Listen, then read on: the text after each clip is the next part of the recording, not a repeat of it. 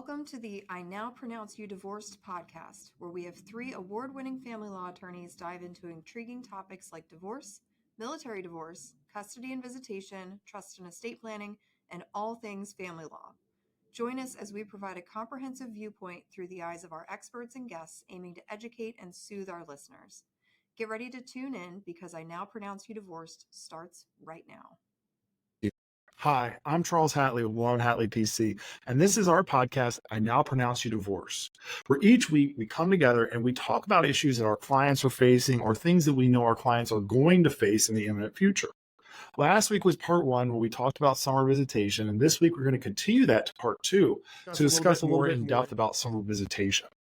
And Dan, last week I promised we start talking about the more nefarious side of summer visitation, which is probably my favorite side. And I want to start with you. What do you do? So you have summer visitation, you have a full-time job, and the other parent just will not cooperate. Is there a mechanism to say, look, I need help? Or should you ask for help? Mm-hmm. Yeah, absolutely. And, in my experience, some clients feel that asking for help appears weak, or it appears that they may not be able to properly parent. And then it calls into question and may jeopardize their current situation. And I always advise reach out for help, because that's what the courts want. The courts want to see you co-parent. Co-parenting means reaching out to one another and asking for help and providing that help when you can. There may be times when, if you're the asking or the recipient, you might not be able to, and that's okay. But reach out, because that shows that you trust the other side, which is a positive, and you're trying to co-parent, which is a positive, and you may get that help, which is another positive. I would always just put the caveat then, and then when you ask for help because you have to go out and run an errand, or you have to work late, or whatever the case may be, that is just during that defined time, that doesn't negate the rest of your parenting time. But having that in writing is very helpful, because if the other side does agree and they keep the kids, then you at least have something to show to the judge, if you have to go that route, that, hey, listen, this is not what the intention was. I just needed help for a few hours, and then the other side decided not to return the kids. Because the courts will have zero tolerance for that, because then the other side's taking advantage of a situation, and that's not a good thing either. I always caution clients to come in and they think, my spouse can't parent because they're asking me to help out. It depends, right? I always want to break that down. Is it just every now and then? Because that's fine, but you want to be the one that's allowing that. But if it's consistent and becomes a pattern, then that's something that we want to talk about, because we may want to file relief with the court, and that relief would be a motion to modify, because the other parent is consistently not being able to spend the time with the child or the children. And that could have a lot of effects on your case, meaning are there post-trial motions? Are there post-judgment motions? Are there situations that we just need to amend? Maybe it is just amending the current parenting plan, and you can do that amicably. Or maybe it does need to change, and that's going to affect your financial situation, meaning the support that's being paid. So it's definitely something that clients, I always advise, come in, let's discuss, let's see where you stand, and what can we do to put you in a better situation. Because in family law, it's like a chess match, right? We always want to say, okay, what's the next move? And how can that move benefit you as the client? And how can that move benefit the kids? Because that's who we want to make sure that we're taking care of. But at the end of the day, you're coming to me, as we've discussed on the other episode and on other podcasts, that we want to make sure that we're putting our best foot forward, which is making sure that we're properly representing you. And sometimes there are these tough discussions where there's nothing that we can do right now, but here's what you need to do, and then come back. So we just want to make sure we're setting you up for success. Mm-hmm. And, you brought up planning, and one of my favorite terms is the 5 Ps of parenting. Proper planning prevents poor parenting. And you talked about communication, right? So there may be instances where you have a custody and visitation order that was entered into in like March, and now is the first summer of that custody visitation order, and the other parent's not exercising their visitation. And what that would mean in the real world impact is, you think the other parent's going to pick the kids up from daycare. The other parent calls you at the last minute and says, look, I'm not going to be picking the children up from daycare. And now you're changing your plans to go get the children from daycare every single day. And it's not tenable. And you go to the court asking to say, look, we just need to readjust this so that the children know what to expect. It's not fair to the kids to be sitting there expecting dad, and I'm running 45 minutes late to get there because dad calls me 10 minutes before pickup time. And then if you don't have something in writing and you have been operating on a certain schedule during the school year, but during summer, the other parent falls off, just reach out to them and say, look, by email, look, we were doing this. Would it be okay during summer to do this so that we both know what to expect. And when you're playing chess, I always joke with people, law is not chess, it's basically Connect Four. I try to take it down to the simplest game, like just put these four dots together and we win. Which sounds more difficult than not when the other side's also trying to put together their four dots. But, you know, in the future, we can show that you were the parent that worked to give to as a co-parent, and that you were also the one that had to pick up the loose ends. So if there's going to be litigation on this issue, you're going to be able to show that you were the one that had to be there to pick up the loose ends, and you did. Rebecca, one of the things I was, during our mentor session with our attorneys this morning, MHU, I was talking about a parent who was making claims that the other parent was doing very, very bad things to children, right? Doing things that were sexual in nature to the children, but not true claims, just they were alluding to it to the court. Yet the parent making the allegations was still wanting the other parent to take a significant amount of time.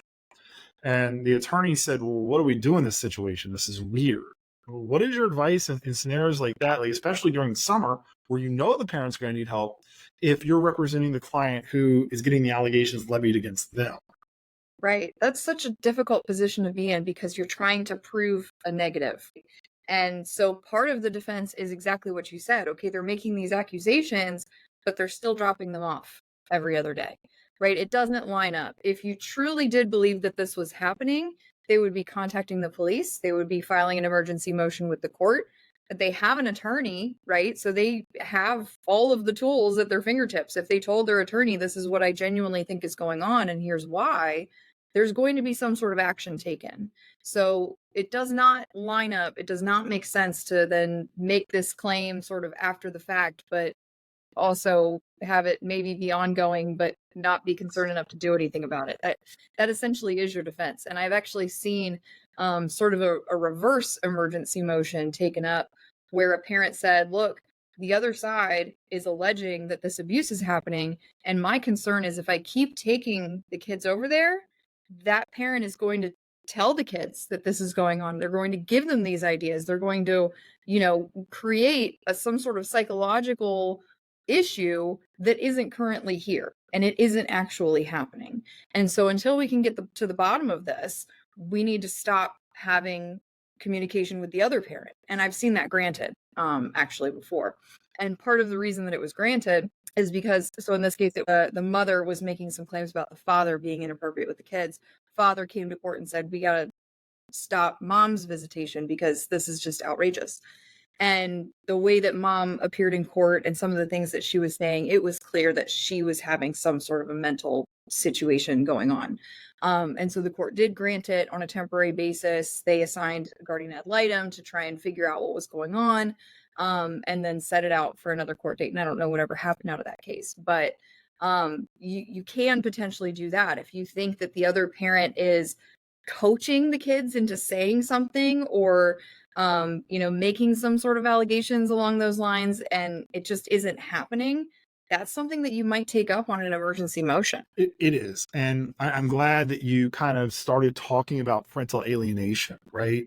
Nice. So the idea here is that if you, as one parent, sit there and make these allegations against the other parent, and then you let these allegations spill over into your conversations with your children, it becomes a form of parental alienation that the court, if proven, will generally crack down on pretty hard.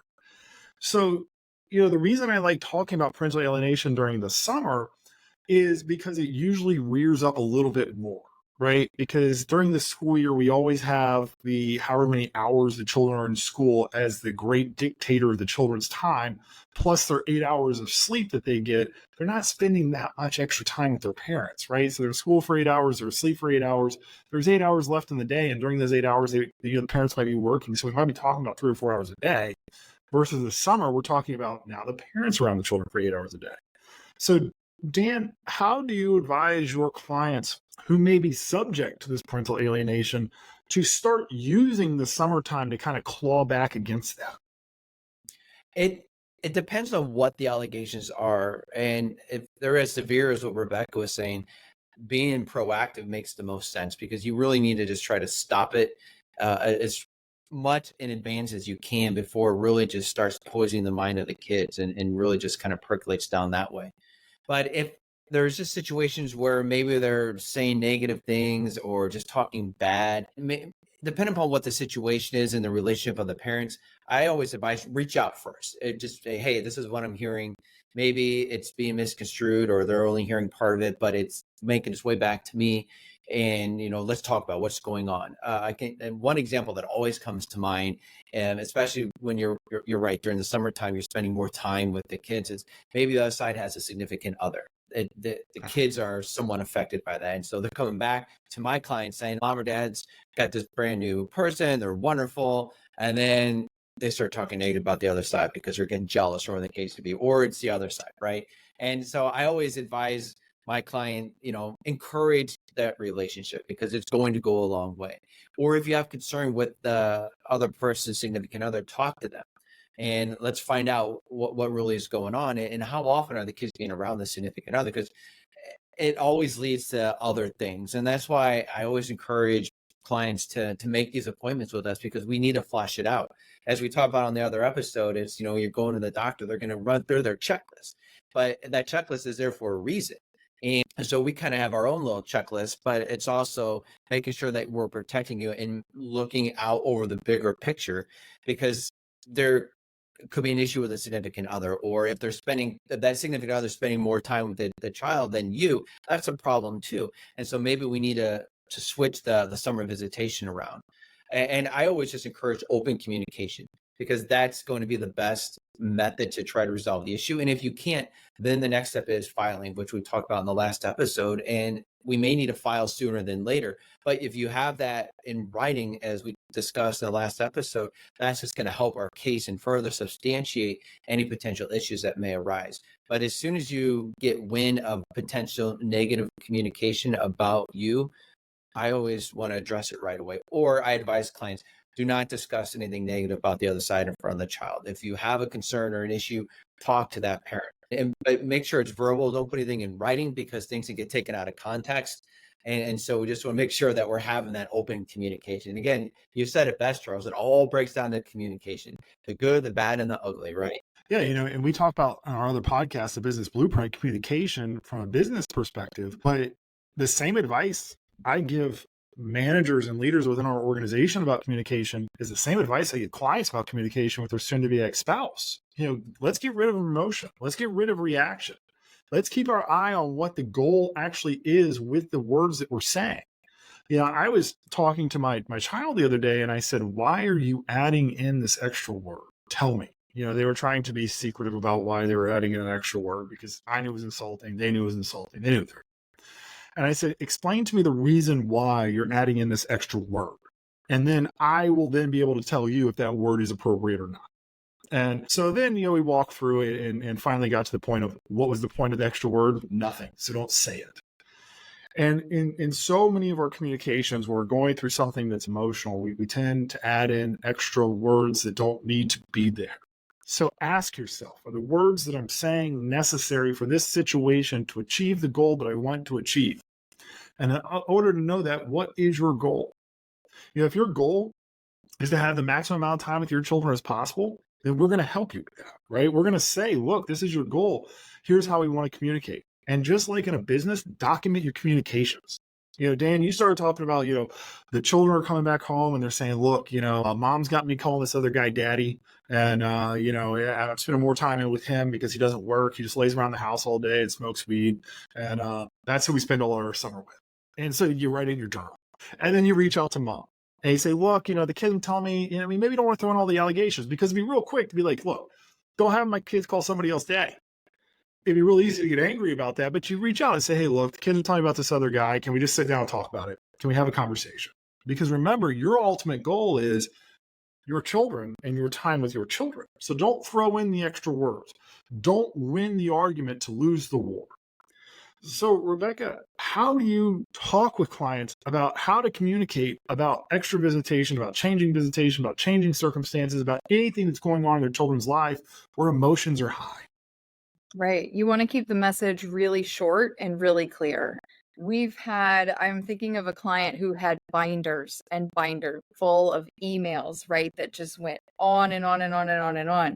Because every time it was, can you pick the kid up 1 hour earlier? Then the message that would come back is, and you did this, and then you did this, and then you did this, and then you did this. And then they felt obligated to respond to each one of those things and say, well, if I don't respond to everything that they're claiming, then it looks like I'm agreeing that that's what happened.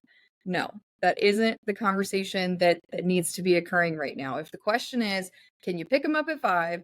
The answer is yes, or the answer is no. And I don't care what else is in the email, right? We say, and we've talked about these other things, but for purposes of your initial question, this is the answer to that question. So keep it short, keep it simple, keep it straight to the point. And sometimes you have to be really, really clear. So if somebody writes back just yes or no, then you might want to confirm, okay, I'm confirming that you're still going to get them at 6, right? Something like that. And that way everybody can be on the same page and you don't have, kids standing on the side of the road waiting and wondering where mom and dad are because there was something that was unclear in the messaging going back and forth. This is another good use for some of those co-parenting apps. Like our Family Wizard is one, and there's a couple others out there, but it has really handy like timestamps on everything. And so it can tell when messages were opened and when things were responded to. And that can be really useful if you have somebody who waits a really long time or only responds to certain messages or something along those lines. That can help too. If you're the good communicator.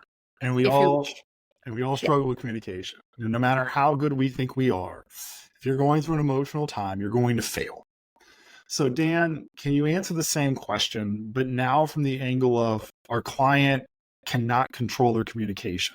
Well, I hear that as two questions. One is they can't control their communication because they're so angry, or they can't control because there's maybe not enough. And it's tough because tensions are so high. And if you're on the side of the coin where you just are so mad and you're so upset, you don't want to come across as venomous, right? You want to come across as the parent that's just trying to resolve the issue and just try to get to the point and focus on the kids. As I have clients that would come in and they would have binders or folders or just say, here's my phone, look at all these emails that I've saved. And they're relevant to the point that it could potentially show the intent of the other side, or that the other side is so focused on trying to trap you into saying something. But you don't want to engage in that type of communication, because in my experience, and I've been on both sides of this, to where if you engage, then you're kind of lowering yourself to that standard. And then the court's kind of looking at you as the same as the other parent. Okay, well, neither one of you can communicate. So what am I left to do? To whereas if you're the one that's trying to communicate, so then I say, okay, let's look at it from the other side. Just absorb what's being said. And it's easier said than done. I totally get that, right? But at the end of the day, try to think, okay, I just have to figure out children. I don't want to engage in anything that's going to potentially disrupt that for me. And if the other side continues to try to trap you or try to get you to comment, or they know, most likely they know what buttons to push, so they're just going to kind of keep stabbing and digging until that you can finally succumb and just start spewing everything out. That's not going to be good. There might be a time then, okay, we need to file something with the court because this is not going anywhere. And My Family Wizard is a wonderful app because it does have everything as far as dates and times and when it's open.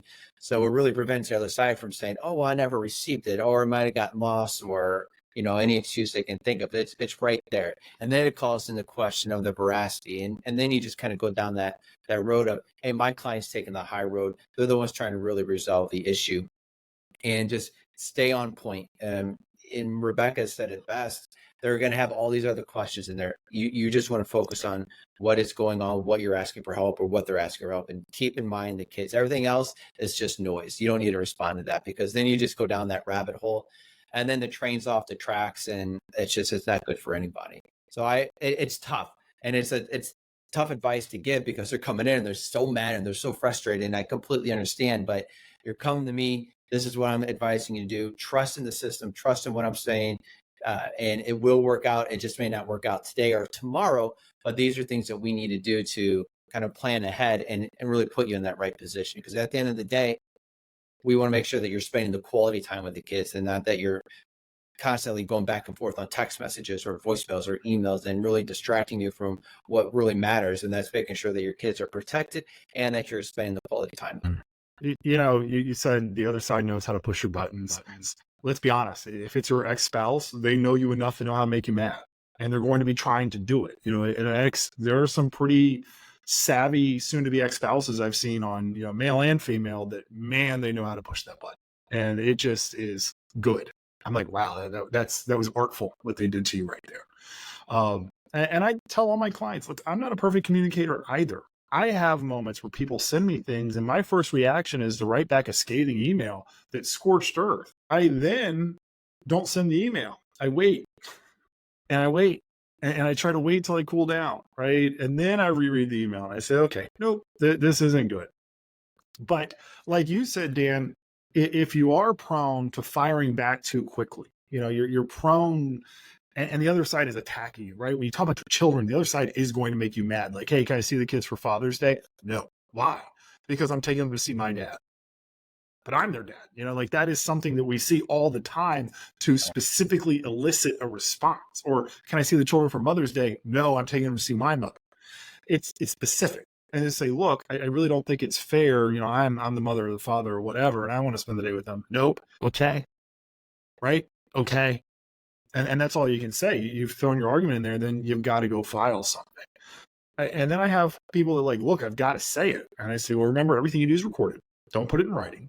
Maybe just go yell it into a dark room, right? Just walk into the room, yell what you got to yell, walk out of the room without anybody there and cool down, do whatever it takes. And, for so many of my clients, I've said, look, this is going to get emotional. I don't care if you believe in therapy or the purpose that therapists serve whatsoever. You need somebody to go talk to. Just somebody to sit there, and you need to be able to vent freely to somebody. This communication is so important, right? And it's very easy, like we talk about in the business podcast, to try to keep our communication very business-like and very business this. There's children involved. It's not going to be business-like. And what we see, and the reason I brought that up for the summertime visitation, is during the summer, parents tend to think it's a little bit more free. So like, hey, I can just go grab the kids and go to the water park today. And the other parent's like, well, no, they're going to sit with my soon-to-be future spouse for the day. And you're like, but why? So it does tend to rear up a little bit more during the summer. So if you or someone is going through something like this, please listen to the advice about communication. Go to our website, www.malonehatley.com, and download some of the resources that we have on good co-parenting. Subscribe to our newsletter. We usually send out things about co-parenting and get the help you need. As a partner through this process, we really want to make sure that you're the most educated person going through this. So hit subscribe if you liked what we had to say, and we look forward to talking to you next week. Thank you for tuning in to our podcast. If you found this episode helpful and you want more informational content, please be sure to subscribe and join us on all major social media platforms, including YouTube. Stay connected for more exciting updates and tips.